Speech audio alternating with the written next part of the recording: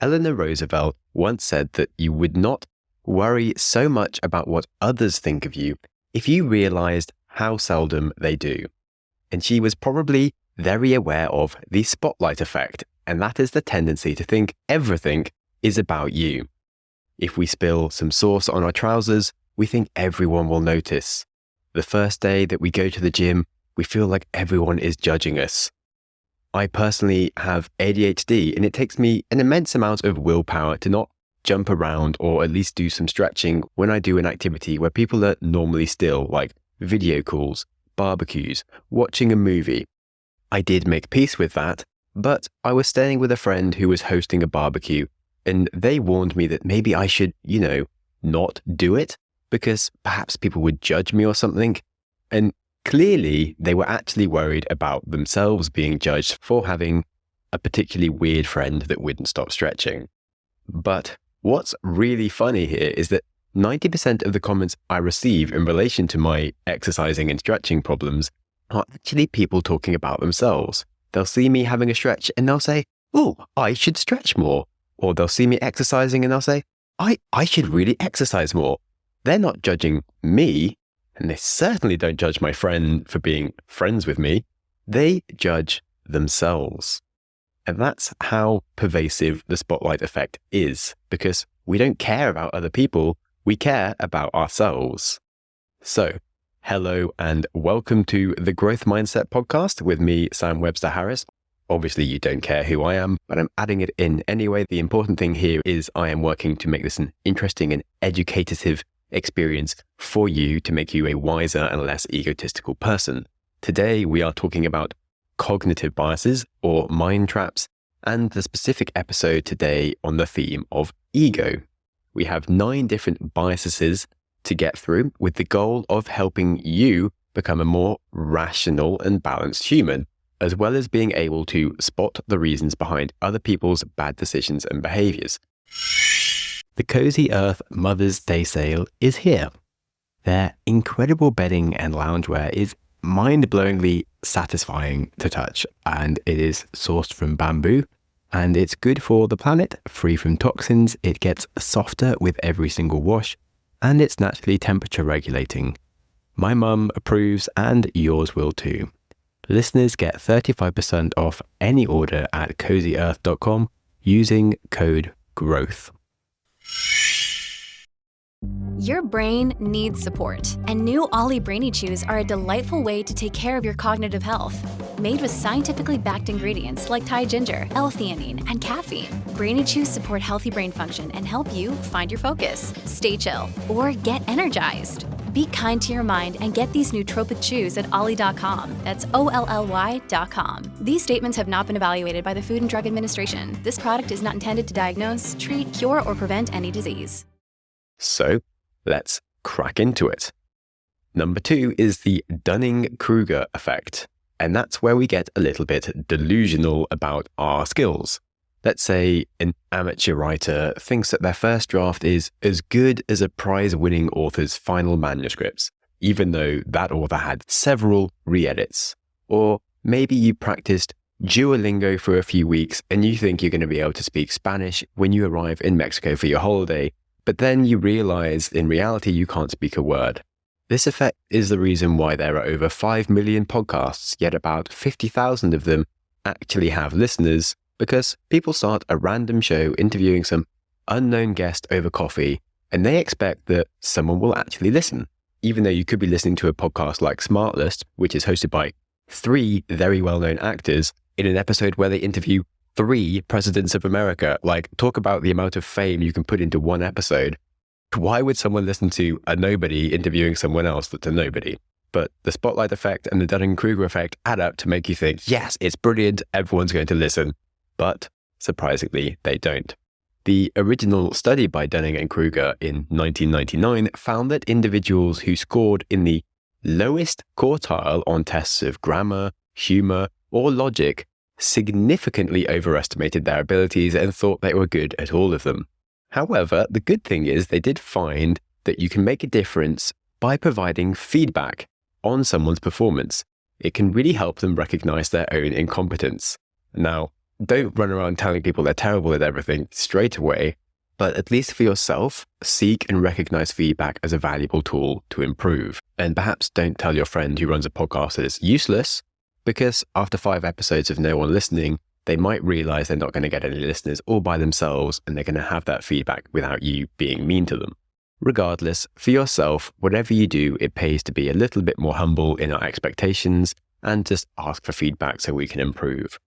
Charles Bukowski said that the problem with the world is that the intelligent people are full of doubts, whilst the stupid ones are full of confidence. So do what you can to balance that out a bit. Next, we have the status quo bias. If you've worked in an office, I'm sure you'll know it can be hard to make changes if people are used to the status quo. My sister worked for a design agency and they use some old software because it's what they've always used. There's great software you can use on your iPad all the time, but it has not been adopted. And the status quo bias is why people stick with the same brand of coffee or the same fabric softener. It's what we're used to. It's not just habits, it's also the perceived difficulty and risks of change. Even if changing has a clear objective upside, such as a better workout routine or a new piece of software with several better features, it still inherently will have some risks of trying to do something different because we don't know if we're going to have problems. And this is one of the things that's really difficult for entrepreneurs to realize, because they aren't going to succeed with just a slightly better product. People don't care. They don't need a new app or a new anything else unless it is radically better. People would much prefer to sit and complain about their current problem than risk having more problems for something that maybe has a few small improvements. Daniel Kahneman proved that people will even pay to avoid a future penalty rather than to receive for free a future reward. And for ourselves, we should really try and fight this because growth mindset is all about adaptability and change. And that's how we can stay up to date and focus on working on the difficult and risky things that others are too afraid to try. The status quo is fixed mindset, anti-growth mindset thinking. Charles Darwin put it best when he said it is not the strongest of the species that survive, nor the most intelligent, but the ones most responsive to change. So don't forget that. In the next bias, we have the curse of knowledge. Now, it sounds stupid to think that knowledge could be a bad thing to have, but in this bias, we'll find that once we learn and understand something, we forget what it's like to not know it. That's why things like being a good teacher or a communicator is actually hard and less obvious than you think. Steven Pinker said that the curse of knowledge is the single best explanation that we have for why good people write bad prose. Let's say a concept makes sense to you.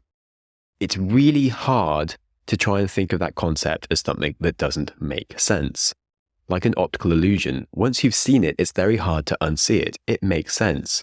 But try and draw that optical illusion straight away for someone else, it's not so easy to recreate.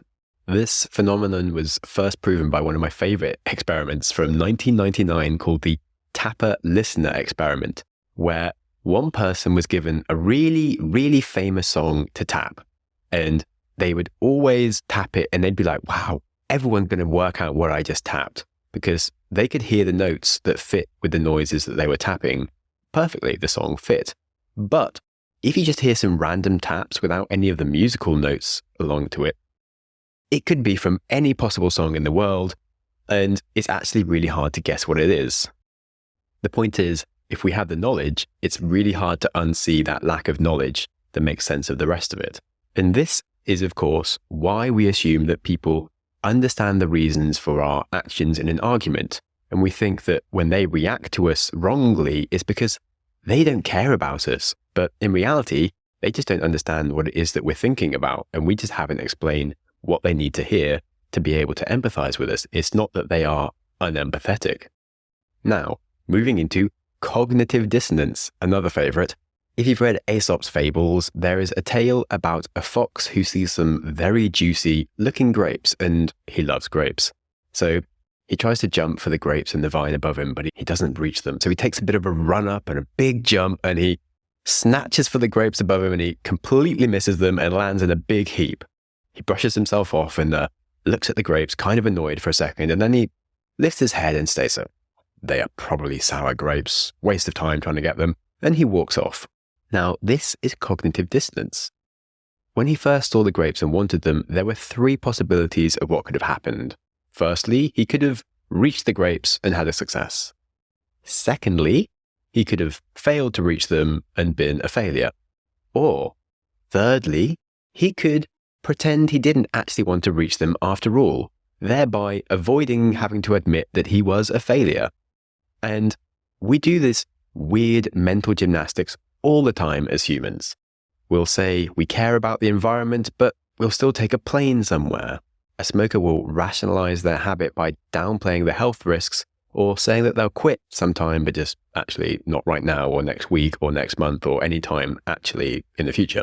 Employees will continue to invest in a failing project to avoid admitting that it was a bad idea to start it in the first place. And we are stuck with this way that we like to think of ourselves, which is believing that we are a rational, sensible person who makes good decisions. Even if there is evidence against it, we'll try and fabricate new evidence to support our bad belief instead of being willing to switch beliefs. This is a really underlying trait in basically all addictions. There is some form of cognitive dissonance going on. We'll cover up the obvious downsides with a nice sounding explanation like, drinking alcohol every day is a form of self-care. I need to relax. I need to look after myself. It's good, even though it's clearly causing you lots of other life problems. But, those life problems just show why you need to look after yourself even more. Cognitive dissonance. Now we have the halo effect. Humans give more weight to the first information that we receive. If I tell you that Jessica is intelligent, industrious, impulsive, critical, stubborn, and even envious, well, she comes across okay. Sure, she does have some bad traits, but probably her envy and stubbornness is part of her intelligence and her business mind.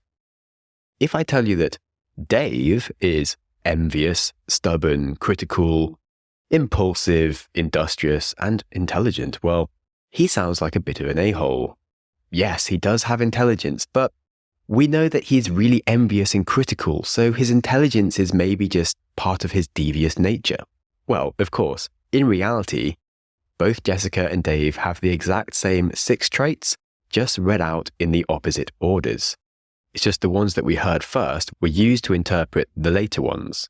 And that's the halo effect. A single or initial aspect of someone or a thing outshines the rest of the picture. It's a protective halo around them. Bernie Madoff was the top dog of Wall Street, a legendary investor.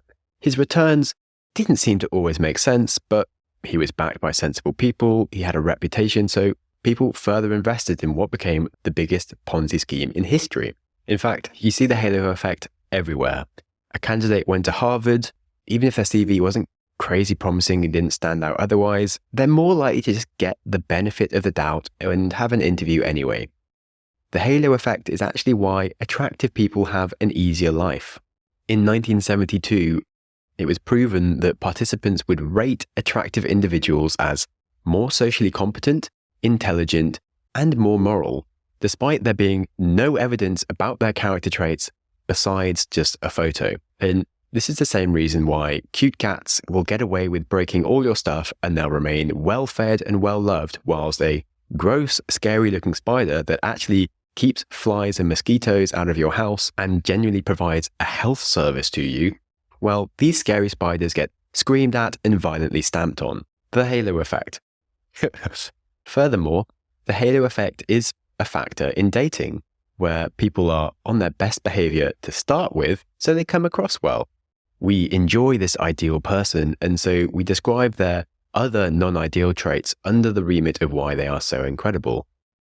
It's even a major factor in branding. Companies will do everything to make you think one singular main thing about them. That is their brand, and if they can make that a good thing, we'll use that to explain everything else about them.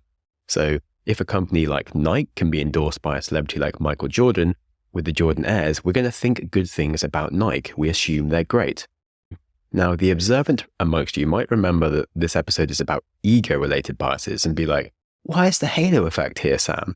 Well, it's here because it's related to the desire to be associated with something good, like a successful business or investment like Bernie Madoff, or an attractive partner. We want to be associated with that.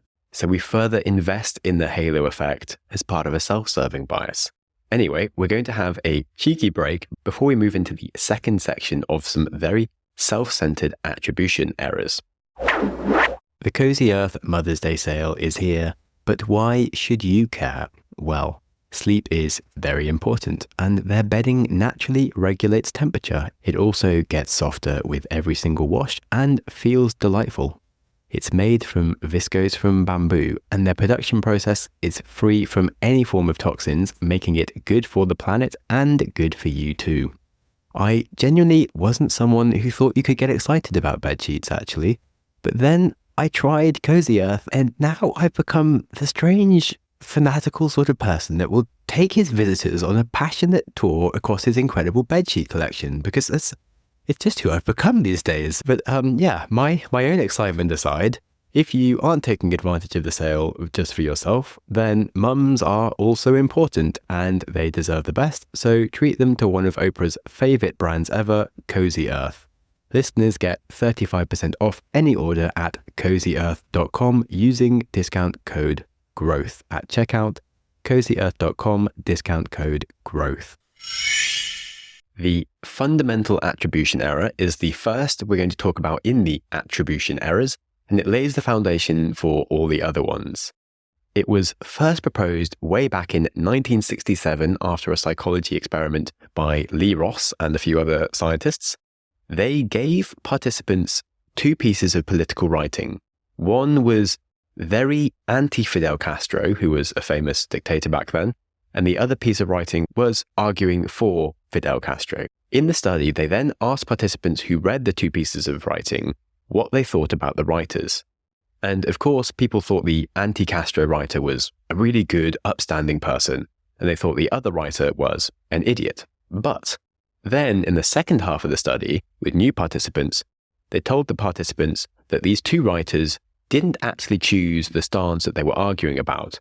They, in fact, had a coin toss. They just had to submit an argument either for or against Castro. Wasn't to do with their personal opinions at all.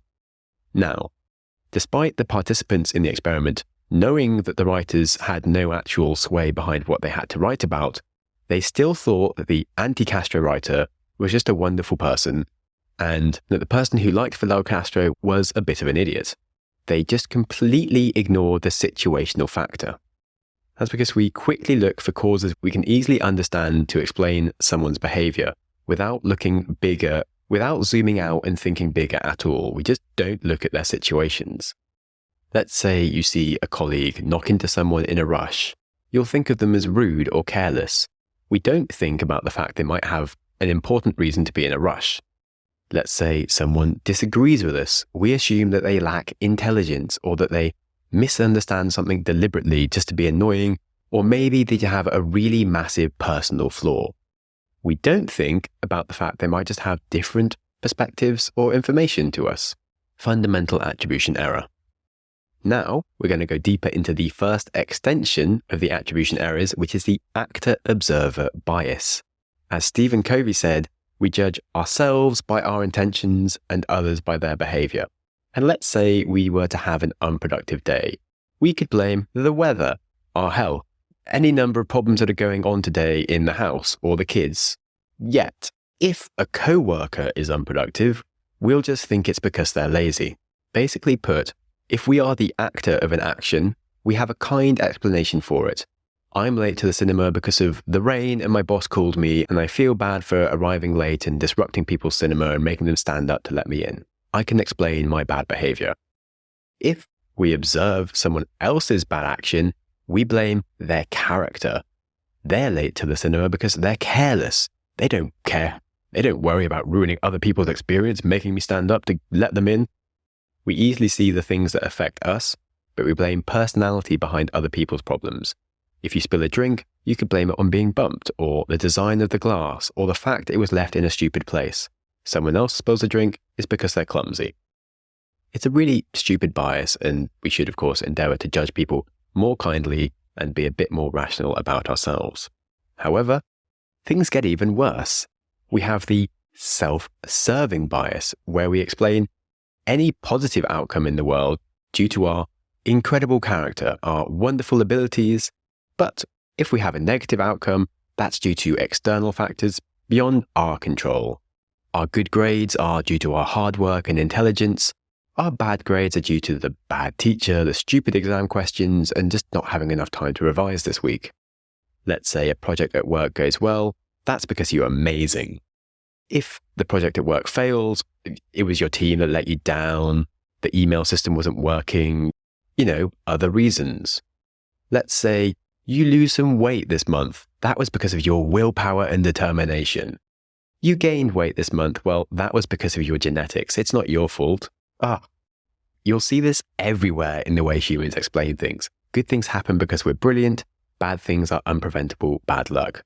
A CEO will explain a good year in their company's financials because of their strategy and their leadership. But if the company has a bad year, well, that's poor economic conditions.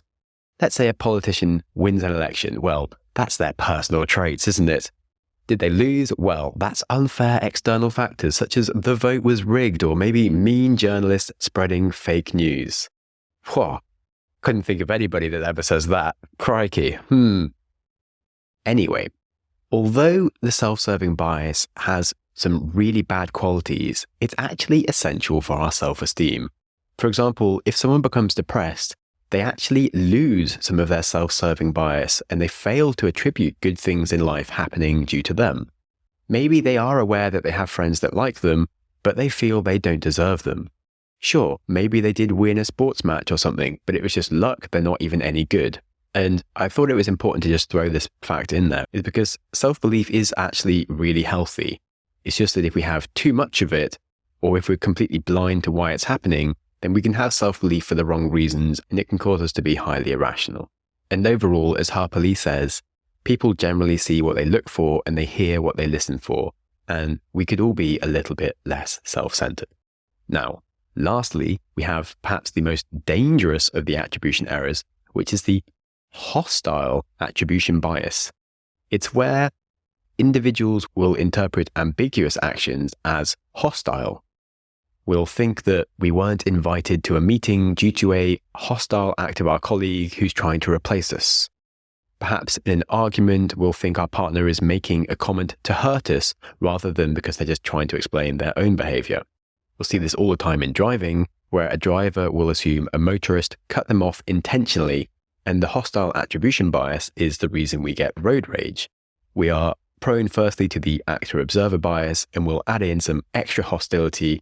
And as we're in our car and locked away, there's no way for the other person to explain their behavior until we've wound down our window and shouted at them about the fact they're an a-hole, at which point they have clear evidence that we're up for a fight, and so on and so forth.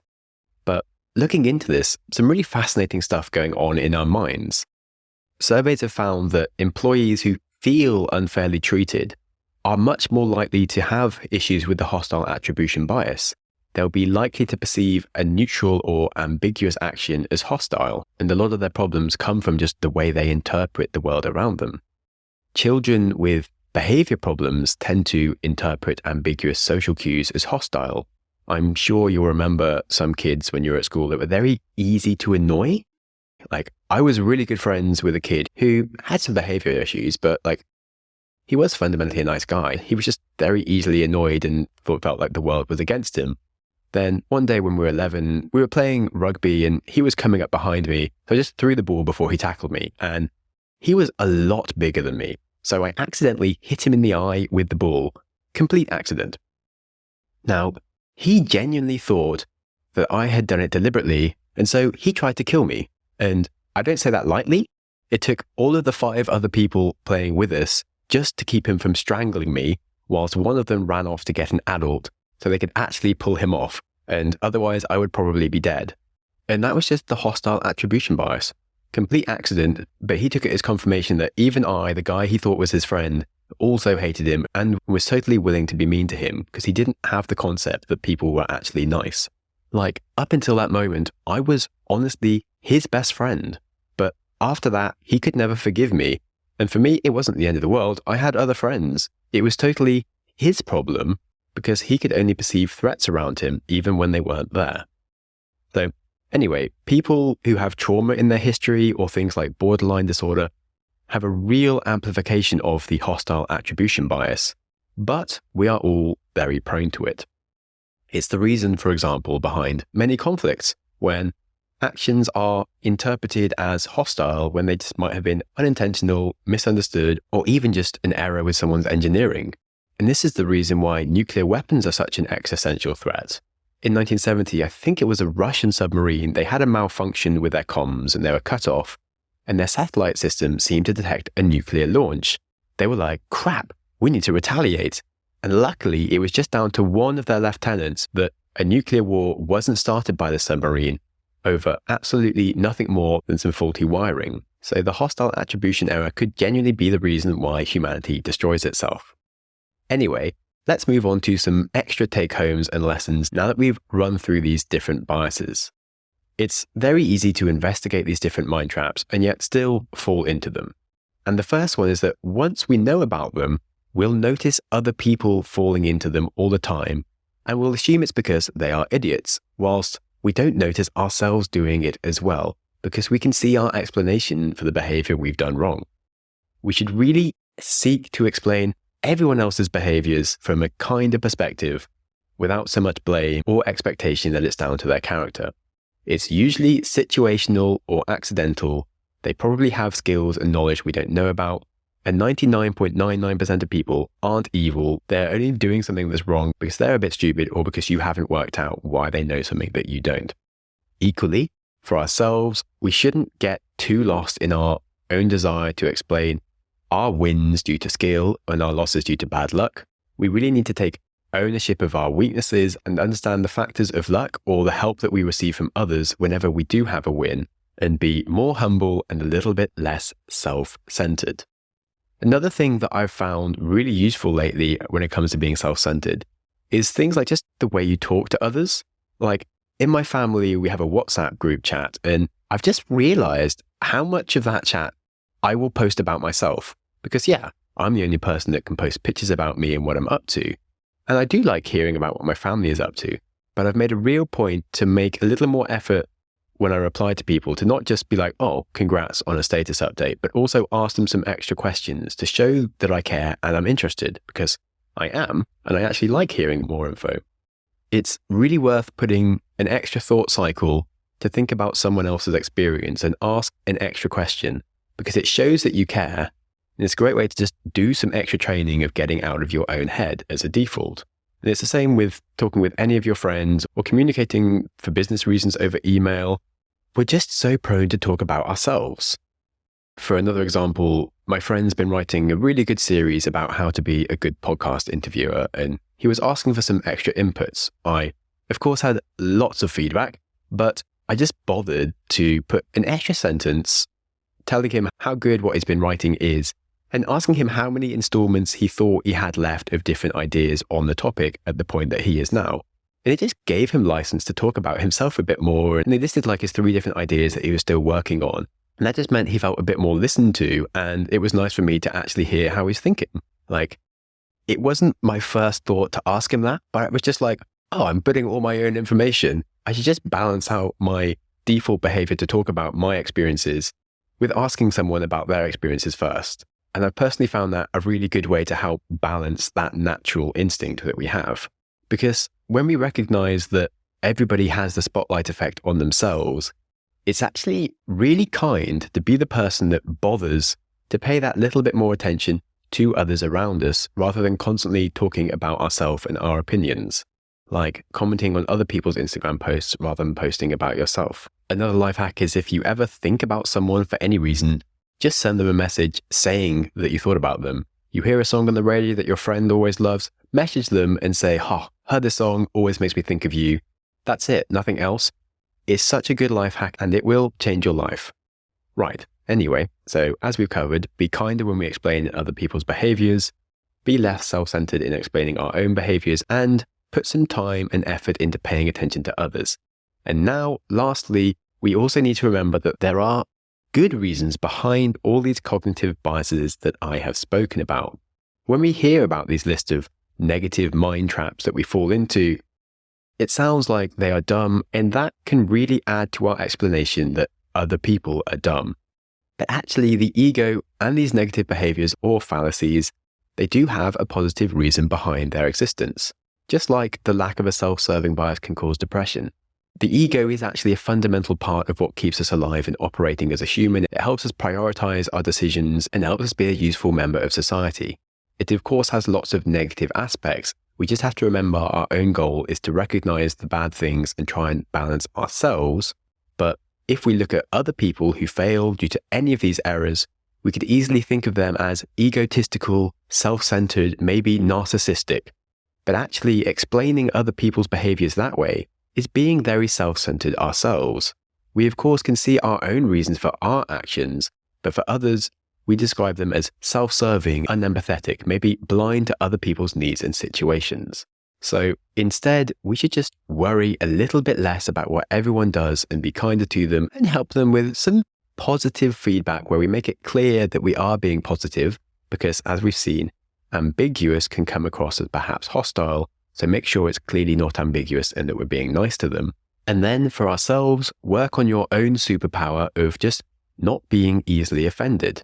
Give less of a damn what people say or think about you, because they probably don't think something terrible. That's just us adding our extra explanation to it that doesn't help us or them. And when you can master not being easily offended by others, you will really do just great in life.